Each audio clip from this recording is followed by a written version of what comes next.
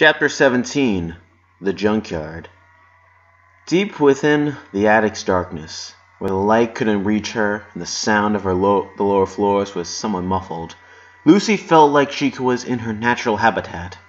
The only thing that could be heard was the sound of the wings and squeals of her small bat colony, which she was feeding.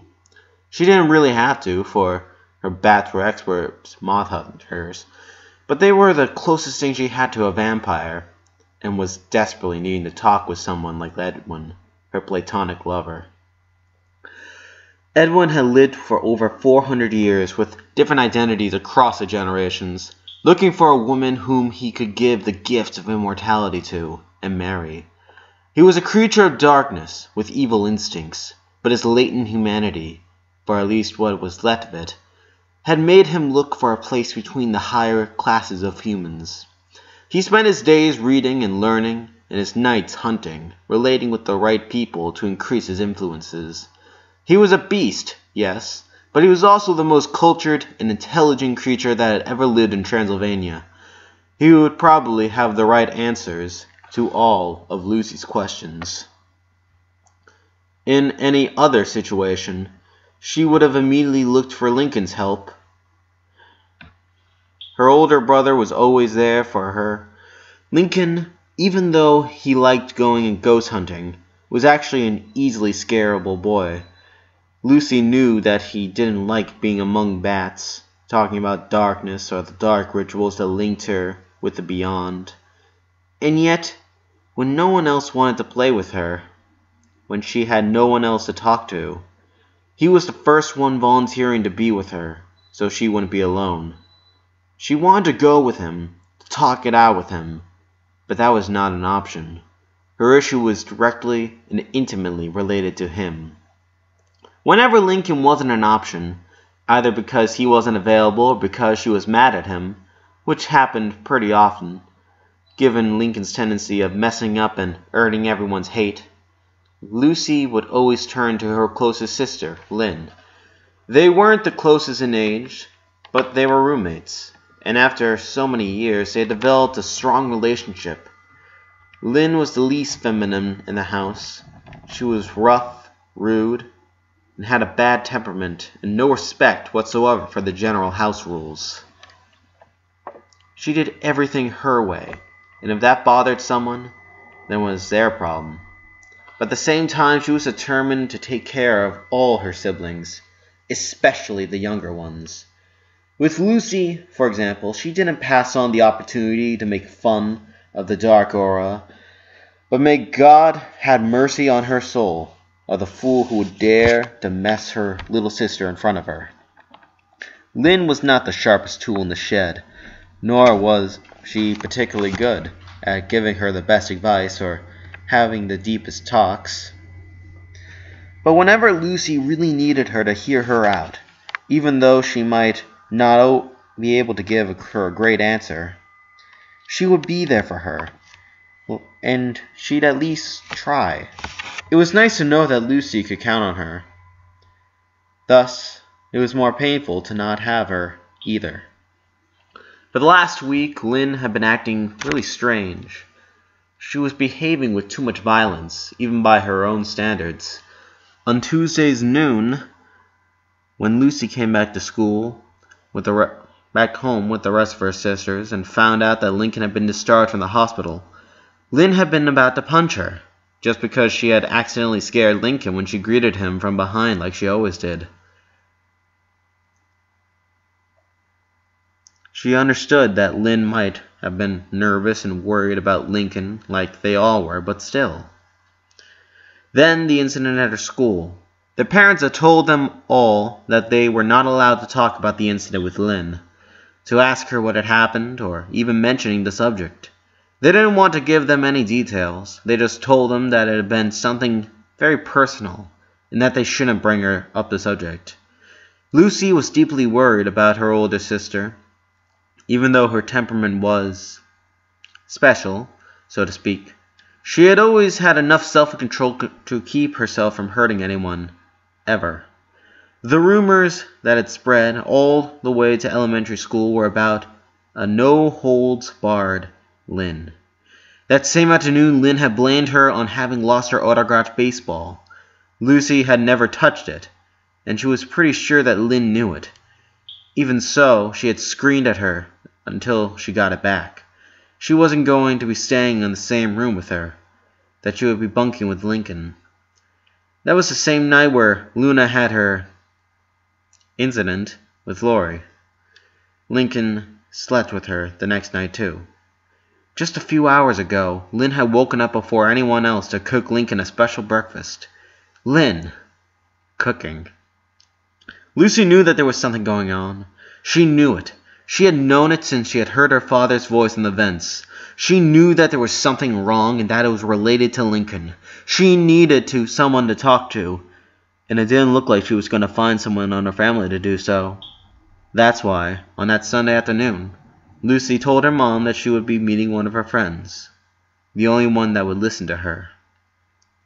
The Poetry Club had scheduled meetings every Tuesday, Thursday, and Sunday at a midtown cafe. It was a place with brick walls, hardwood floors, and ceilings, and a place for some couches and a small library that became the Poetry Center. It was a social agreement that Sunday was a day assigned for goss. It was not like they wouldn't allow regular human beings to share their own poetry. But it wasn't exactly common for someone to decide to read a poem about flowers and love in front of an audience formed mostly by monochromatic teenagers. This was one of Lucy's favorite poetry groups. It wasn't as pessimistic as the Saturday group, unfortunately, but that group had lost some respect for Lucy since that day when she had had to assist dressed as Lola as a punishment for deceiving Pop-Pop. Besides, two of her best friends in this existential plane used to be there. Right now, Maggie was on a trip to Paris, where she was hoping to meet a mime for some reason. But Lucy had decided to send a message to Haiku, and they agreed on meetings there. Indeed, her friend was already waiting for her, sitting on one of the farthest couches. Lucy really liked Haiku. She was a great friend. She knew so much about poetry, and she helped her contact a beyond more than once. Not to mention the fact that she had agreed without a doubt in helping her when she needed to find a date for Lincoln City hockey stance. She was a great advisor and an even better friend. Just what she needed. Haiku, she greeted her, sitting at some prudential 2 feet from her. It was important to respect personal space. Good afternoon, Lucy, she answered, without looking up from a notepad where she was writing what seemed to be a new poem with her bat-shaped pen. You look particularly cheerless today. Thanks. I must say that your message took me by surprise. It wasn't on my plans to attend the poetry club today. Too much sunlight. I'm sorry, Lucy apologized. Don't worry. It's been long since I've come to accept that any effort to make plans in this chaotic world is nothing but a futile waste of time and energy. We don't have any more control over our circumstances than the fish that just swim along with the flow. Some fishes swim countercurrent. Haiku stopped moving her pen and looked up at the ceiling, thinking. For several seconds she remained in silence, reflecting on what her little friend had just said. True, she said, looking down and pointing at Lucy with her pen. Anyway, even though I had not planned on meeting you here today, talking with you is a most enriching experience. In just a minute you made me ponder about the role of humans in a world that is always trying to impose us a way of thinking and a determined behavior. Lucy didn't find it strange to hear her talking like that. Poetry and literature helped people to open their minds, to see the world from another perspective. It helped them think. Haiku, who spent most of her time locked inside a room reading, was always rambling and reaching crazy conclusions from the most mundane conversation. You said there was something you needed to discuss, said Haiku, finally closing her notepad. Lucy sighed, and her friend smiled. Sighs were music to her ears. There's something that's worrying me, she said, putting her hands on top of her knees and fidgeting with her feet. I've tried to discuss this with Edwin, but I feel that I may need a human opinion, someone on this plane of existence. I understand, The beyond is wise, but sometimes it lacks the tact of clarity a human being can offer you. Exactly. What's bothering you, then? Lucy took a couple minutes to carefully think her words. A normal person would have gotten impatient with her silence, but Haiku simply waited for her to be ready, without complaining or rushing her. There's something going on in my family, she finally said, not having found a better way to enunciate her problem. Haiku slightly arched her eyebrows, almost imperceptibly. That was her whole reaction. Something that's disturbing you, said the 11-year-old goth girl. Yes. Judging by the impact it seems to have on you, I assume it's an unexpected change, something you weren't ready for and that's making you feel uncomfortable. Lucy sighed again. I don't understand, she complained. I know that what happens in the physical world shouldn't affect me, that there's no point in being worried for what's happened, or during our short stay in this finite existence plane. And yet, the situation is making me feel emotions I thought I had abnegated when I assumed my identity as a speck of dust in the cosmos. Even in our insignificance, in the vastness of infinity, every person is a universe on its own, Haiku told her, with the slightest hint of compassion and easiness in her monotonous voice. We, those who had accepted our reduced role in this big scheme, had not extent of our suffering in the same problems that afflict the rest of people. We're not weak for giving in to our emotions every once in a while. I know, she repeated, but I'm just not used to this. Haiku, I'm scared. Nothing in life is to be feared. It is only to be understood, quoted Haiku. It's about Lincoln, Lucy finally said. Haiku turned her head to look at Lucy at a speed that seemed too strange in someone who took things with such calm. Your brother, Lincoln, she said, saying the obvious. Yes, he was in the hospital last week. Briefly and without going into too much detail, Lucy explained to her friend the incident on the park exactly 7 days ago, when Lincoln had been taken to the hospital. But he's better now, isn't he? Asked Haiku. And for a second, Lucy thought she had heard some worry on her words. He was there for just 2 days. He's in the house now, and he seems to be fine. Haiku's face seemed to be unalterable, but Lucy managed to detect a slight relief. What's the problem, then? I think he was close to dying, she briefly said. She told Haiku about what she had heard from the Vens' screaming father.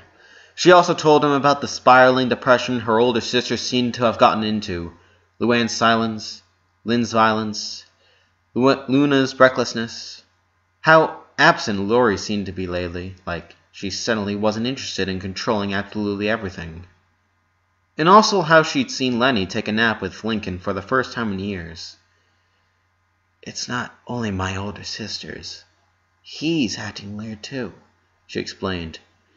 This whole week, I haven't seen him fighting for the TV or reading his comics, or anything really. He's spending a lot of time with my mom, working on something that he doesn't want anyone to find out, and our older sisters are pampering him all the time. I think the doctor saved him from death just in time, and everyone else is so affected because they're thinking about how it would be if he had. Her voice trembled, and she couldn't finish the sentence just by thinking of it. Lucy, started Haiku, having listened with attention all her friend had to say. Are you sure your brother's okay? What you're describing, it doesn't sound like they're relieved that he's fine after all. He's fine, she assured her. How do you know? I asked him, and he promised that he was fine, she surely said. Haiku waited a few seconds before continuing. And don't you think that he might have lied to you? Lucy looked straight at her eyes. No. Are you sure? He promised me, she repeated with the same faith and confidence she would have used to state that black was her favorite color. Haiku opened her mouth as if to reply, but she evidently changed her mind. She didn't say anything, and the two girls stayed quiet, hearing a 14-year-old boy reciting a poem, to everyone's hidden joy. Haiku, yes? You know, I'm comfortable with death as a concept, right? Of course. Lucy put her feet on the couch, risking being scolded by the manager, but her need to embrace her own knees highly overwhelmed his fear of being lectured in public. And yet, just by thinking that Lincoln might have been close to death, she couldn't help but have a chill go down her spine. It scares me to just think about it. For a moment her voice didn't sound like it usually did. Her last words weren't monotonous and whispering. They were clearly filled with fear, sadness, and confusion. To say that she had no emotions was a lie. She loved. She feared. She could be happy and she could be sad, just like any other person. The big difference was that she never let her emotions take the best of her. She never let herself be controlled by emotional impulses. She could control herself. She could hide her feelings behind a mask of seriousness.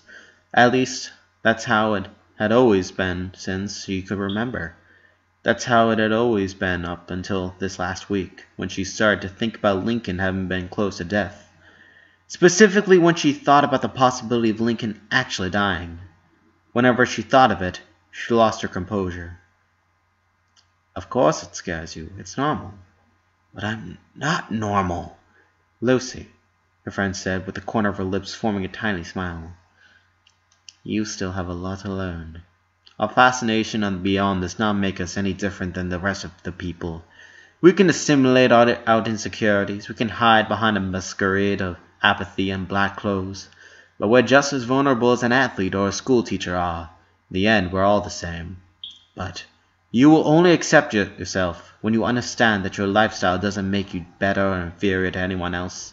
You shouldn't be ashamed of feeling vulnerable or scared. But we bury our feelings. We deny them. Lucy complained, not really understanding what Haiku was telling her. All these years I've been told that we shouldn't give in to our emotions. That doesn't mean they're bad. Then why do we deny them? Because usually pretending that we don't care is less painful. Lucy wasn't fully convinced. She knew that Haiku was more mature and experimented in the goth style than her, but she couldn't help to think that it was her friend, the one who didn't get it. For years she had learned that goths had no emotions, that they had no heart, that only simple mortals could be affected by banal things. She had texted Haiku because she was needing someone to help her realize that she shouldn't be feeling that bad. She needed someone to give her an advice on how to avoid those emotions. Instead, Haiku was now making her question everything she had taken for granted for so long. Even though she tried to keep her face as impenetrable as always, some of her worry and her troubled mind must have been reflected there. Lucy, have you read the last book in the Edwin Chronicles? Haiku suddenly asked. Yes, Lucy answered, looking up at her friend. Do you remember why Edwin murdered Count Le Valliere in the Bloody Moon Night? Because he needed the blood of a man who had killed 6 times to complete the purification ritual. And why did he want to do that ritual? To save Rebecca from Francois' snake poison. And why did he murder his main political partner, the one who was about to introduce him to the king's court? Why did he ruin the plans he had been working on for 30 years? Why did he sacrifice everything for Rebecca? Because he didn't want her to die, Shelby said, starting to wonder what her friend's point in all those questions were. Exactly. Edwin, the Night Stalker, Prince of Darkness, was afraid of losing whom he loved the most. 2 teenagers and an adult had time to recite their poems as the 2 girls in the back remained in silence. The younger one was thinking, reflecting on every word that had just been said, while her friend was simply respecting her silence, giving her time to clear her mind. The minutes kept passing, though, and Lucy didn't seem to be feeling any better. Lucy, your brother loves you, Haiku finally said, letting out a big sigh. I'm sure that he wouldn't like to see you so worried over what's probably nothing. Go home and talk with him. Tell him everything you told me. Tell him that you're afraid of losing him. He'll know how to make you feel better." "My dad took him to the museum. He won't be home for a while," said Lucy. "Then use that time and write him a poem telling him all these things." "Aye," Lucy once again sighed. "All right, I'll do that." "Thanks, Haiku. You are a great friend." "You're welcome. Good luck." Lucy got up and walked a few steps before she heard Haiku calling her name. When she turned around, her friend was barely inches away from her. Haiku's ability to appear out of nowhere was legendary. "One more thing," she slowly said. "When I answered your call and went to the Sadie Hawkins stands with your brother, he lied to me for most of the night, making me believe that he was there with me only." Lucy felt the need to defend her brother. It had actually been all his fault for lying to his sisters, yes, but he had actually tried his best to make it an enjoyable night for Giggles, Polly, Tabby, and Haiku herself. Any other boy would have plainly ignored them or haven't cared at all. But Lincoln had worked hard to make them have a good time, even if he only did it because of his sister's pressure. In his defense, she started to say. "No," Haiku interrupted her. "He lied to me. He deceived me, but in the most considered way possible, trying to make me and the other girls have a good time, so none of us would feel alone. He lied, yes, but he did it with good intentions." "What are you trying to say?" "You know what I was trying to say." Haiku returned to her place on the couch, and Lucy got out of the cafe, walking home in silence, but with a big debate going on inside her head.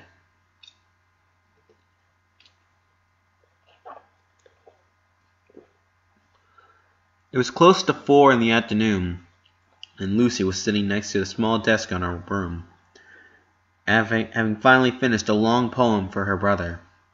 It was definitely not one of her best works. The metric was off at some points, and she rhymed always with itself more than once. But it was a poem that tried to tell Lincoln how much she loved him, how worried she was about him. She knew that he wouldn't be bothered by some small mistakes here or there. Her bedroom door was opened, and Lynn came in wearing her red bathrobe and a towel on her wet hair. She had just finished one of her exercise sessions, and she had taken a shower. Most people wouldn't believe it, but Lynn was definitely the one who showered the most in the Loud House. With all her exercise, it was necessary for her to be constantly taking showers, even though not even with 5 daily baths she smelled near as good as Lola. She didn't say anything to Lucy when she saw her writing her poem. She stared at her for a fraction of a second, and then she went to her bed and started getting dressed. Lucy assumed that she was still angry at her for her interrogation she had put her through in the morning during breakfast. Swallowing her pride, Lucy grabbed her finished poem and stood up. "Do you know when Dad is coming home?" she asked her older sister. She asked for her father instead of Lincoln, trying not to raise suspicions. Lynn, who put on her classic red shorts, barely looked in her direction. "No," she coldly answered. Lucy didn't need to hear more to realize that things between them weren't good at all. With a sigh, she left her room. A small part of her was waiting for Lynn to call her and tell her she was sorry. A small part of her was disappointed. She got out of her room and into the hall. She would have walked all the way down to the living room to hide in the chimney like she often did, but her eyes were soon focused on Lincoln's room.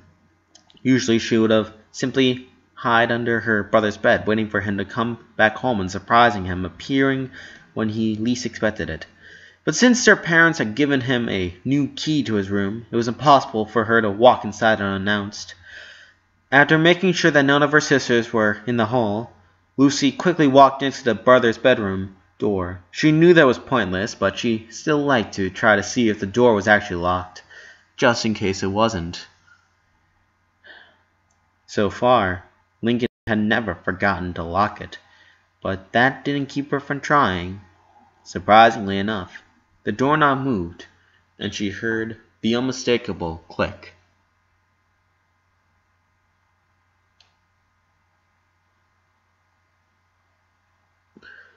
Lincoln was standing under his bedroom's doorframe, petrified, unable to move. He was wishing for an earthquake to happen, to the earth to split in two and taken to the deepest part of the Tartarus. He remembered that time when he and Clyde had ended up inside a bear's cave, and how they had saved themselves by pretending they were dead. Lincoln wanted to play dead, but he couldn't. There was no way out of this situation. Lucy had entered his room. She was standing facing away from him, right into his new calendar, and she was also holding his bucket list, thoroughly reading it. The situation was bad. Very bad. Terrible. It was a nightmare. The simple act of picturing himself telling the truth to his little sisters was dreadful. It scared him like nothing else had ever scared him before. Not even the Harvester movie.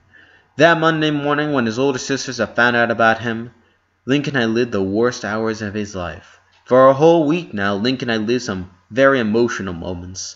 Emotional, painful, and utterly depressive moments with his sisters, his friends, his parents. What Lincoln had realized, though, was that the worst part was always finding out about the news. No one was ever prepared for receiving such news. Something so terrible and unexpected.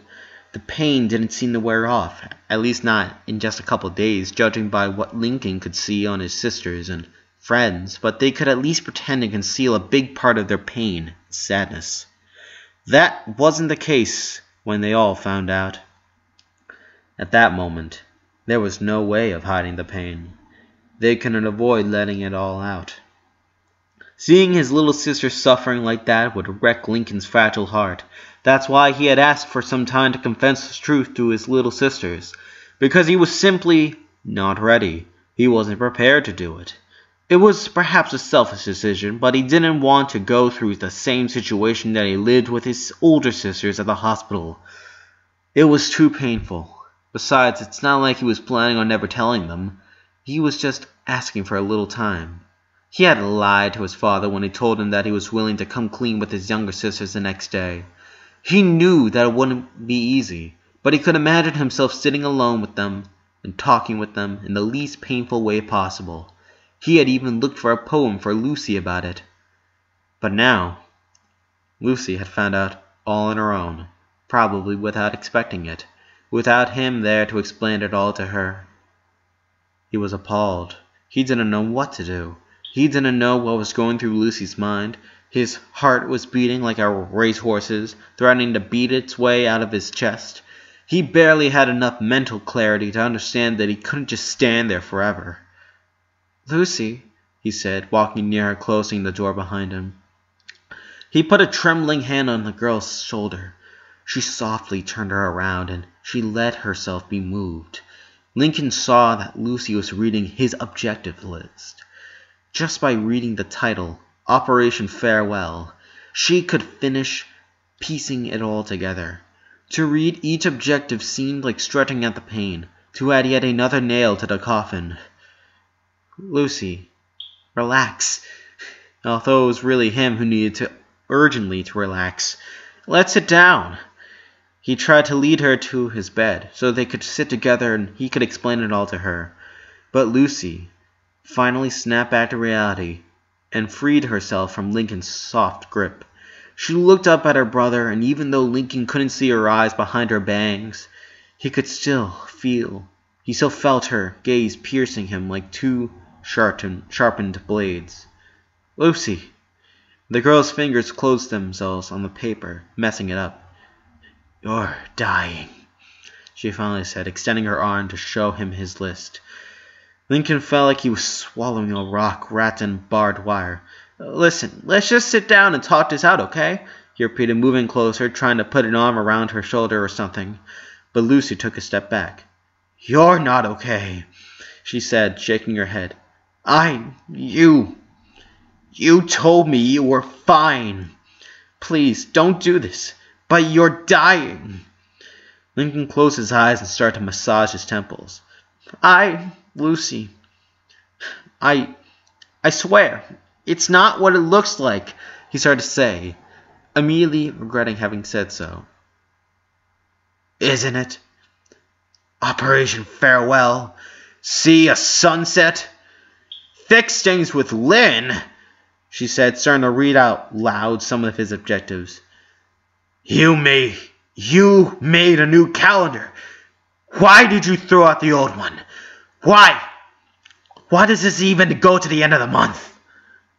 He had seen Lucy sad before, like that time when she believed Rocky didn't like her because she was too weird. It wasn't really a very different picture from everyday Lucy. She sighed a little more often and she spoke a little slower. But he had never seen her like he was seeing her right then, her whole body shivering, having trouble to speak fluently, her voice shaking. He wasn't prepared for that. Lucy, look at me, he said, trying to keep some kind of control over the whole situation. Let's sit down for a sec so we can talk, all right? No, she fearlessly said. Stop avoiding it. Tell me. Just tell me the truth. Are you dying? Lincoln held her gaze. Ever since that Monday afternoon when his sisters had visited her at the hospital, he knew that he would have had to face the situation. He had promised her that he was okay. She believed him. She had hugged him with an unexampled amount of tenderness and relief in the little goth girl. He knew that he had dug his own grave by lying to her. But what other choice did he have? He had known from the first moment that he would have had to eventually face the consequences of his lie. Yes. Lucy's hand lost its grip on Lincoln's wrist, letting it fall to the floor. She started to breathe through her mouth, with her chest moving exaggeratedly, like every puff of air required an enormous amount of effort. As his eyes started to itch, Lincoln saw how his little sister was staggering to his desk, trying to find some support for her suddenly weak legs. That was all it took to trigger Lincoln's older brother instinct. He quickly went to her and gave her a hug. Lucy, don't worry, he said, gently stroking her hair. I'm here. I'm here with you. I'll always be.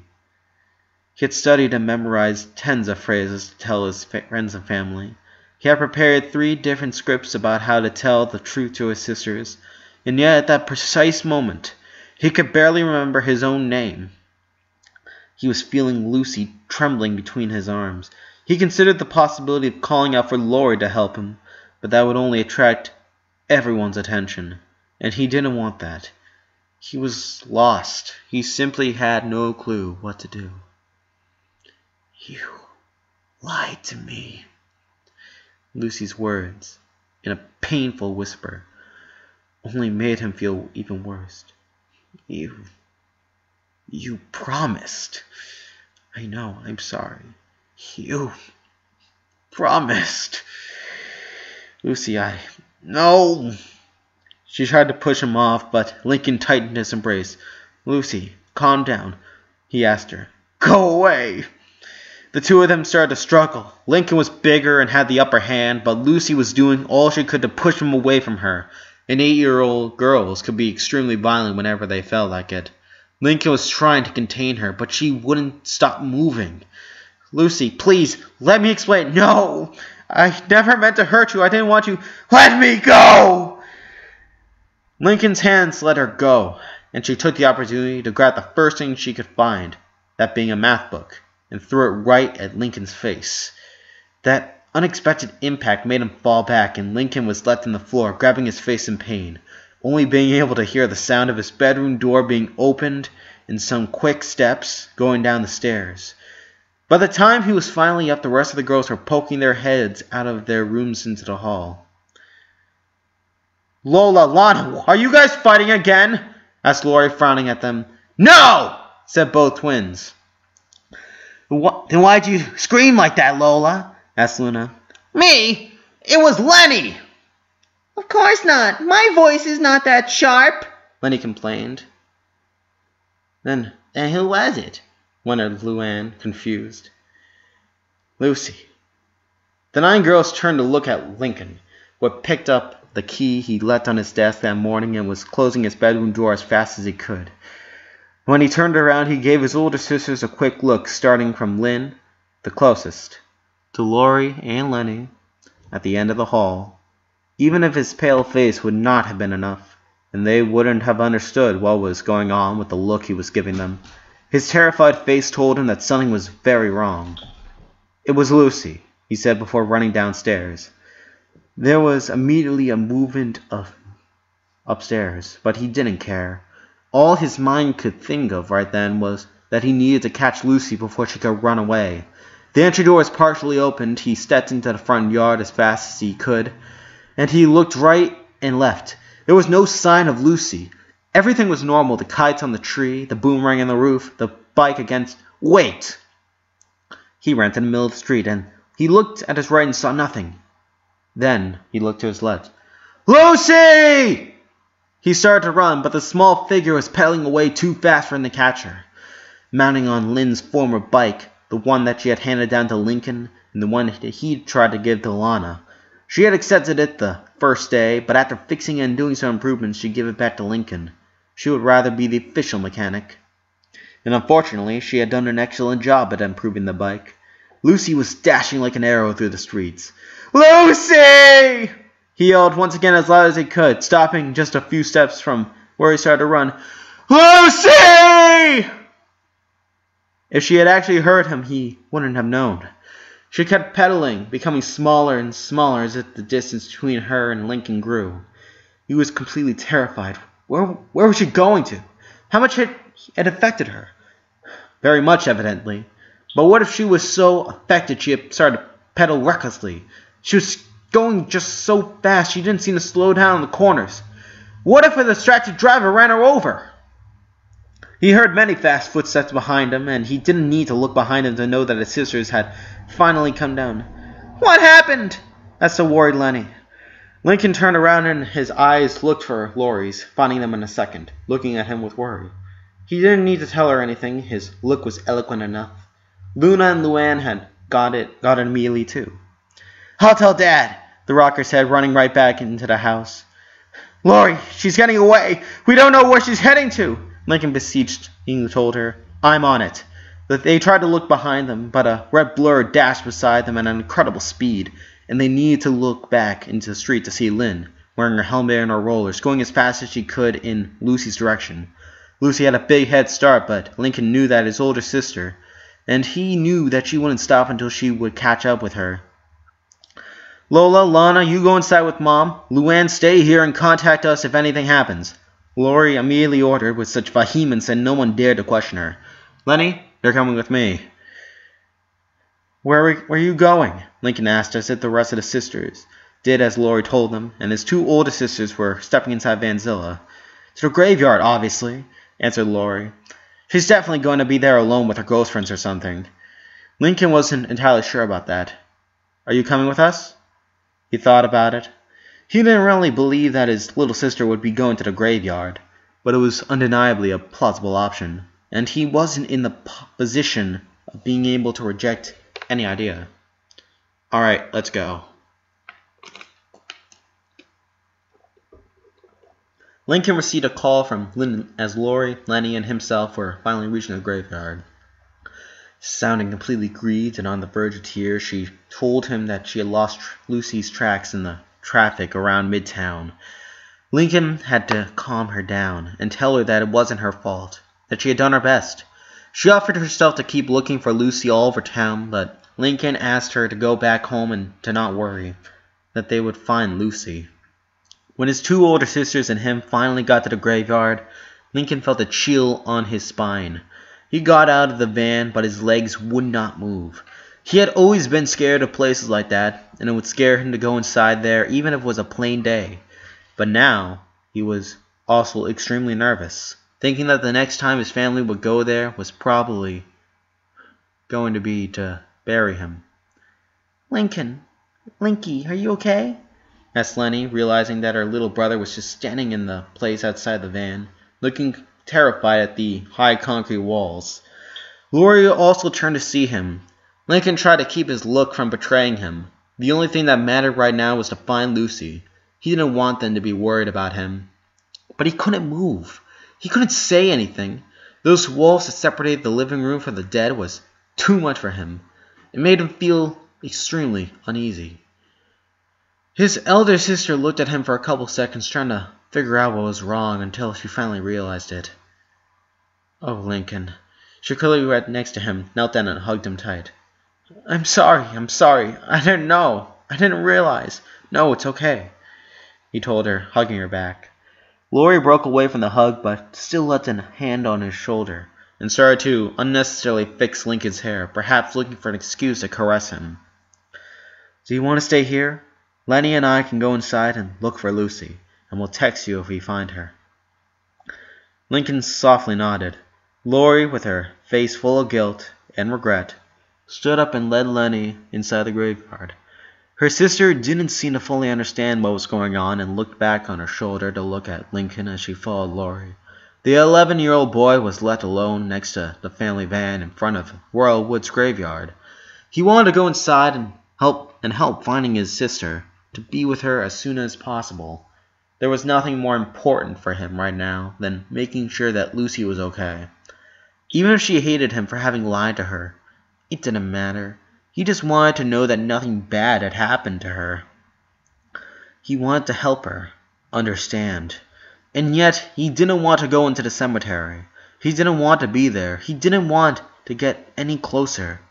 It was foolishness. It was so dumb. But he couldn't avoid feeling terrified by it. He kicked the curb, feeling incredibly useless.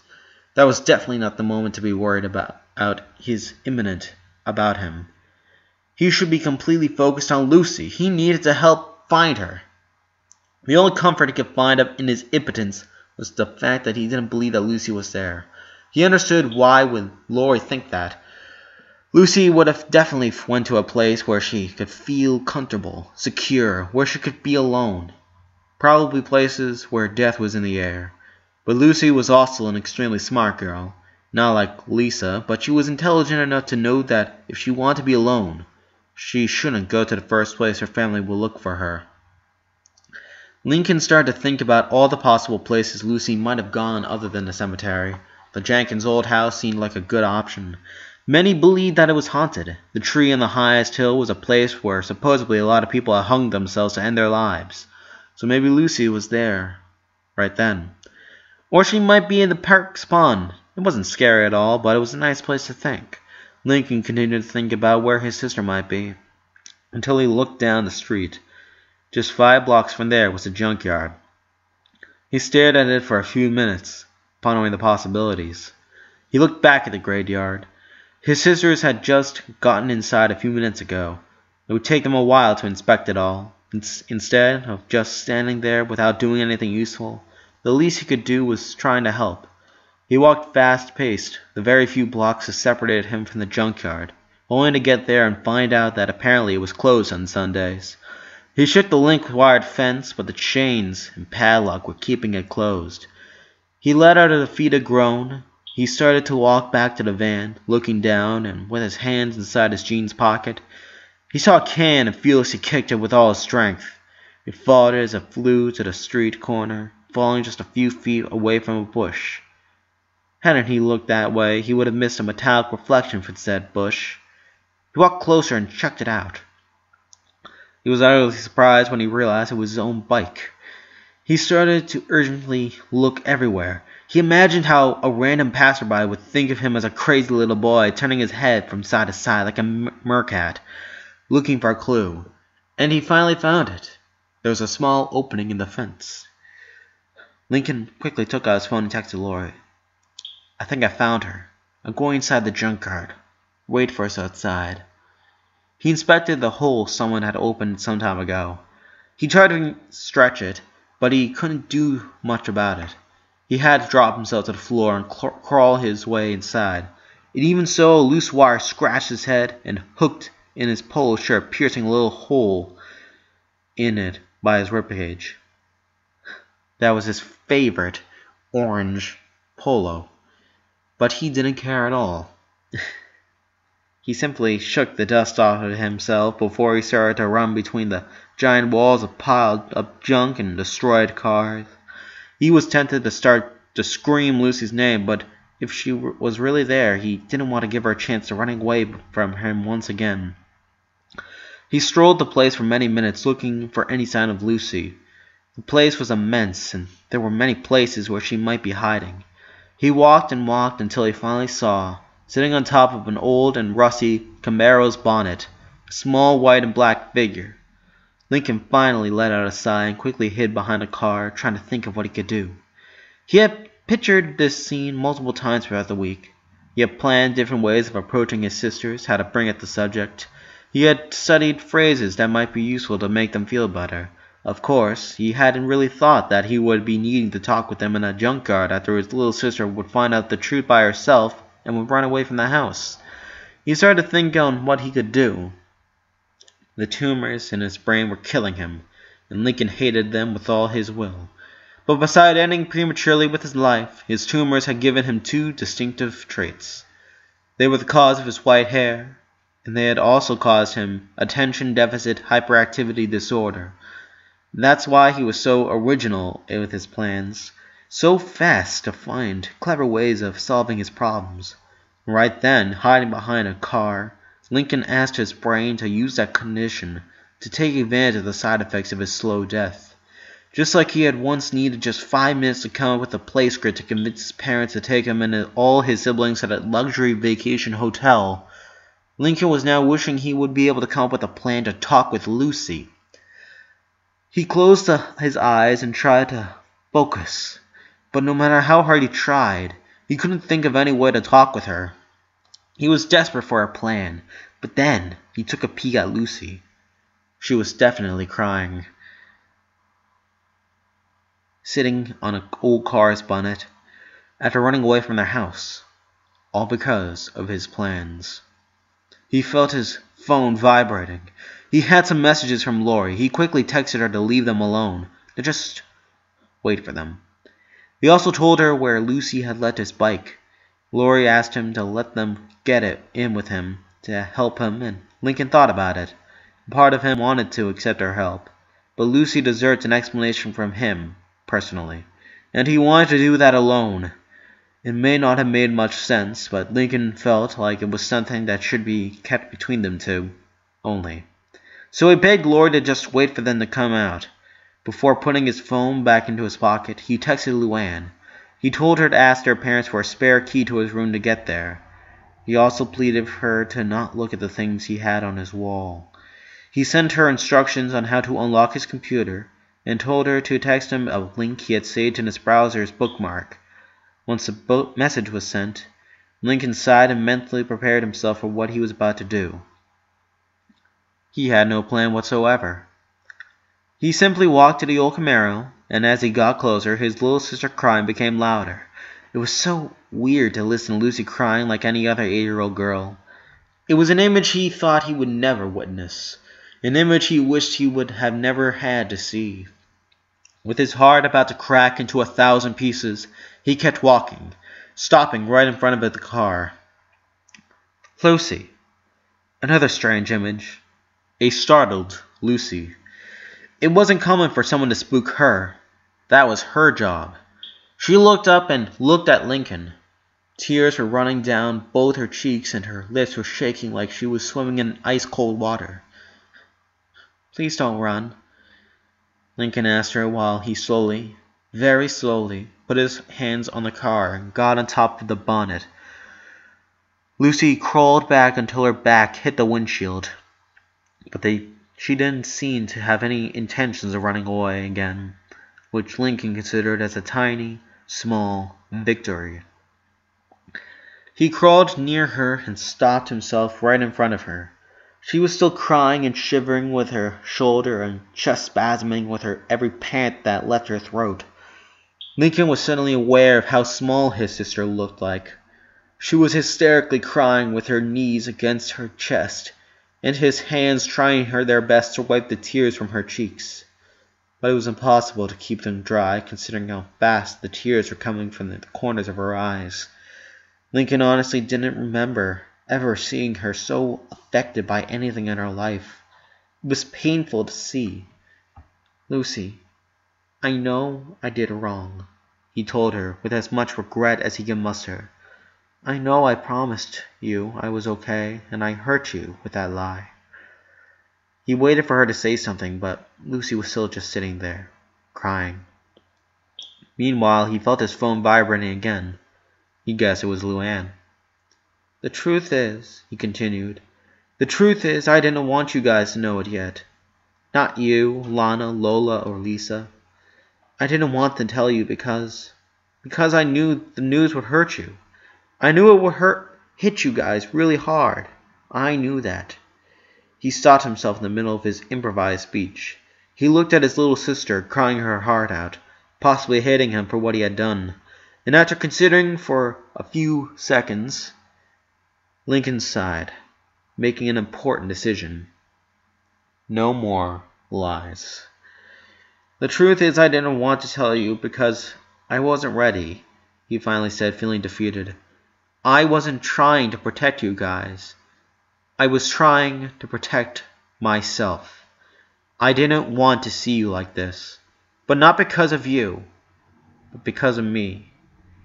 I can't stand seeing you crying. It breaks my heart to see you like this. And also he clenched his fist and closed his eyes. He needed to be strong.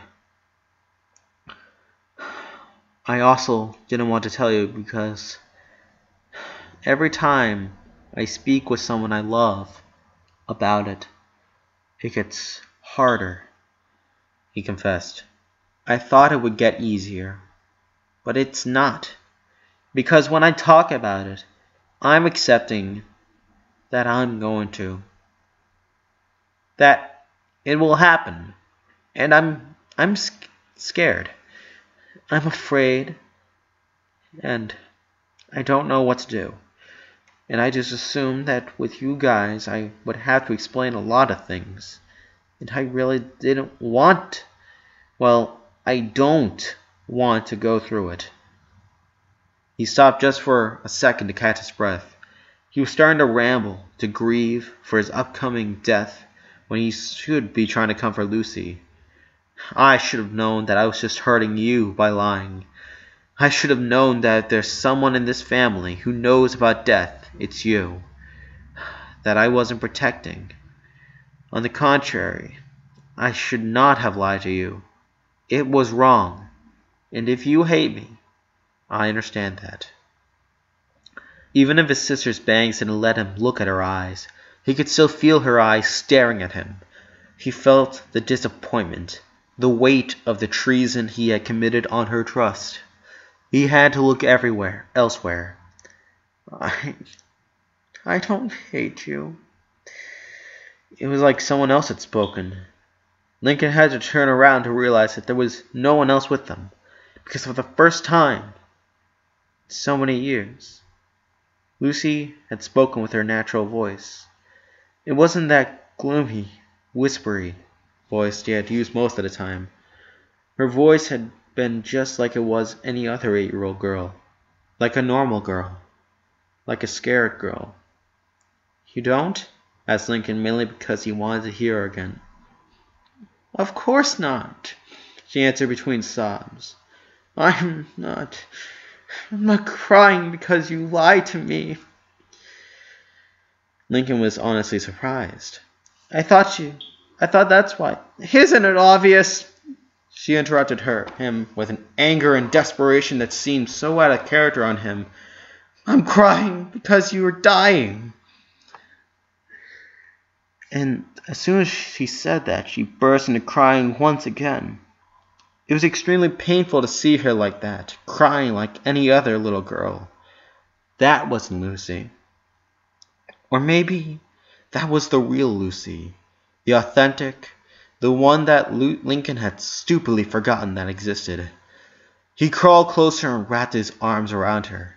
Lucy didn't fight back this time and let him drag her and sit her on his lap until she was lying against his chest, almost in a fetal position, soaking his favorite polo with her tears. Lincoln's eyes started to shed some tears as well, but she couldn't see that, so he decided to pay no mind to it, hoping that it may pass unnoticed by her. "It's okay," he told her, softly crossing her back. "I'm here, Lucy. I'm with you. I'll always be. Oh, of course I will. Even if you can't see me or listen to me, I'll be with you, making sure you're okay, he told her, finally remembering some of the phrases he had practiced so many times in his room, every step of the way. Lincoln, I'm gonna still watch over you, Lucy. I'll never, ever leave you alone. Whenever you need me, But I need you here! Lucy pressed her face against Lincoln's chest, moving her head side to side like he was trying to dig herself there. I don't want you there. I have a friend there, but I need you here. I need to touch you, to feel you, to hear your voice. I need you to help me with my poems, to hear me out, to ask me how my day was. Lucy, you'll never be alone, if that's what's scaring you, he told her, gently stroking her hair. You could never be alone in our family. It won't be the same. Maybe not. But I'm sure that you'll discover that I'll be better than you think right now. How? How could it be good without you here? She asked, almost without any breath left. You don't understand. Death, oblivion, being forgotten. I need you. I need you. Here with me. He just embraced her tighter. He didn't know what to say. He tried to find the right words, but they didn't occur to him. Luckily, he didn't need to know the right words, only where to find them. And during the last few days, especially between Wednesday and Thursday, he had been looking for a lot of things, and he had found something special for Lucy.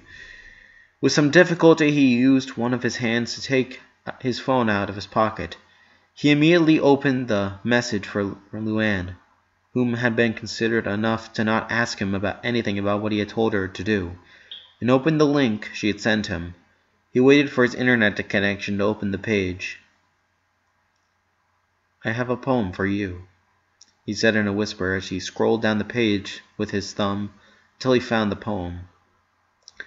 Lucy didn't say anything or moved her head, but she managed to reduce the volume of her crying a little, just enough to allow Lincoln to clear his throat and start reciting the poem in the most serene, calm way he could, given the circumstances. Do not stand at my grave and weep. I am not there. I do not sleep. I am 1,000 winds that blow. I am the diamond's glint in snow. I am the sunlight on ripened grain. I am the gentle autumn rain. When you awake in the morning's hush, I am the swift, uplifting rush of quiet birds in circled flight. I am the soft stars that shine at night. Do not stand at my grave and cry. I am not there. I did not die. He put his phone against the windshield and seized a moment to slyly wipe some of his tears. You talk about being forgotten. I'm scared about that too, Lucy. But tell me the truth. Do you think you could ever forget me? She snuggled more into him, violently shaking her head. No.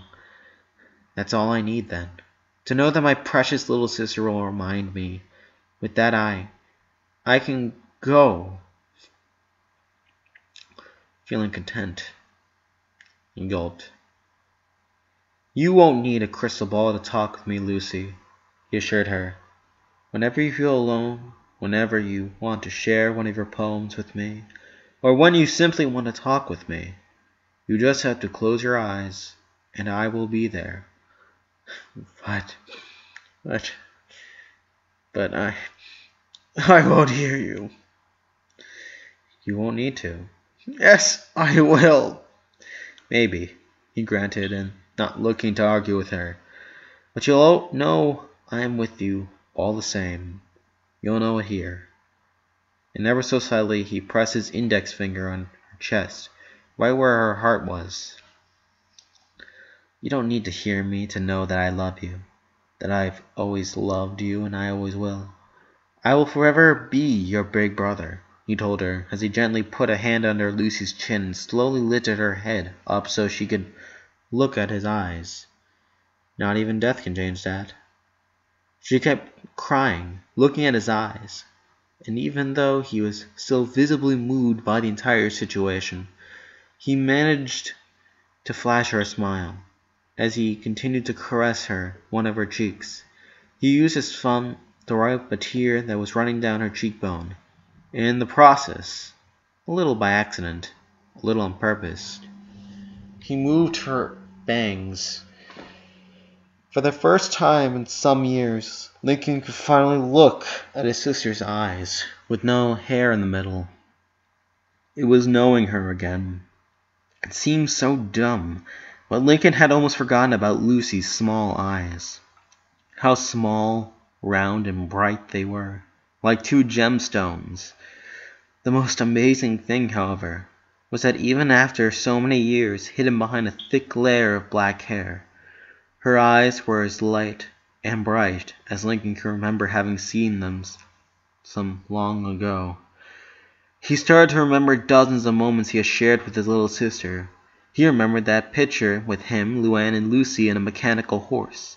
He remembered that time when they had both fallen asleep in the vents, covered by Lincoln's blanket, sleeping peacefully together while the rest of the family were looking for them. He remembered Lucy's smile and excitement when he had decided to dress as a vampire to go trick-or-treating with her on a Halloween night. Reminiscing about all those moments they had both shared, Lincoln couldn't help himself and leaned against Lucy tenderly, kissing her forehead. I love you, she said, putting one hand over Lincoln's, feeling his warmth, enjoying his touch. Lincoln softly nodded, closing his eyes. I love you too. When the sun started to hide behind the buildings on the west side of the town, Lincoln decided that he couldn't keep ignoring Laurie's messages. Very carefully, he moved one of the arms that was holding Lucy, and was embracing him like she would never let him go, and grabbed his phone. He texted Laurie that they were okay, that they would be coming out any second now. Lucy, he said, finding out that his throat was sore.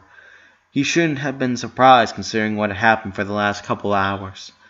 We need to go. Everyone's worried. She said nothing. She didn't react.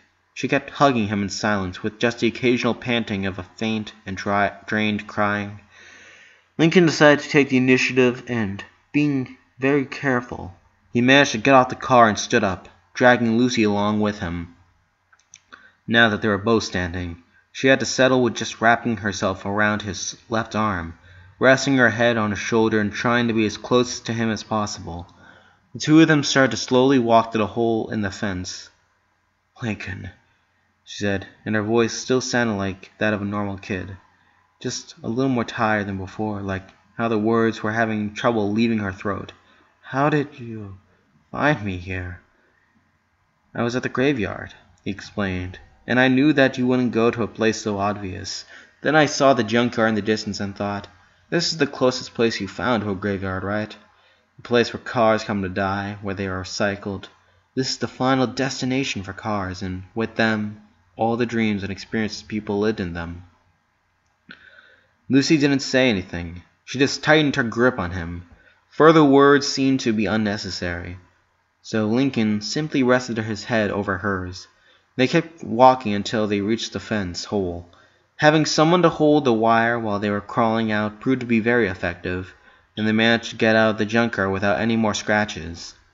Laurie and Lenny were waiting for them inside Vanzilla. Laurie was on the driver's seat, and Lenny in the back, waiting for them. She opened the door, and Lincoln and Lucy got inside. They saw without worrying about the sweet spot. No one said anything. Lucy ended up being in the middle of Lenny and Lincoln, leaning against him. Lenny stretched her arms so she could hug them. What you said about the junkyard, Lucy suddenly said after several minutes of silence, startling both Laurie and Lenny with her voice. That's not why I went there. Lincoln looked at her. Then why did you? Lucy snuggled more against him. That's where Dad retrieved Vanzilla after getting rid of Veronica. That's where everything went back to the way it was. The rest of